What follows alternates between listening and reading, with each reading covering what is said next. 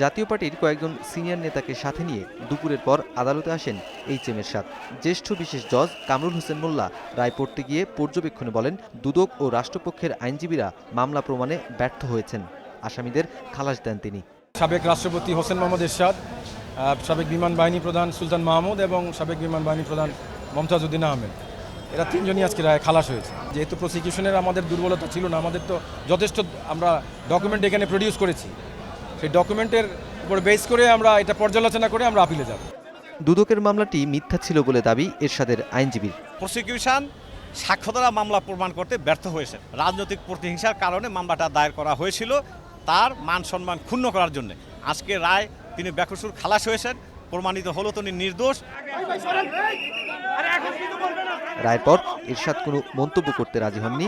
কথা বলেন দলের অন্য নেতারা। আমরা তো দারুণ খুশি যে আমরা ন্যায় বিচার পেয়েছি। আমরা আইনের শাসন ন্যায় বিচার বিশ্বাস করি, আমরা ন্যায় বিচার পেয়েছি। ফ্রান্সের কাছ থেকে না কিনে বেশি দামে যুক্তরাষ্ট্রের একটি প্রতিষ্ঠানের কাছ থেকে রাডার কিনে রাষ্ট্রের 64 কোটি টাকার বেশি আর্থিক ক্ষতির অভিযোগে 1992 সালে এরশাদ সহ 4 জনের বিরুদ্ধে মামলাটি করে তৎকালীন দুর্নীতি দমন ব্যুরো। নুনবী সরকার, যমুনা নিউজ, ঢাকা।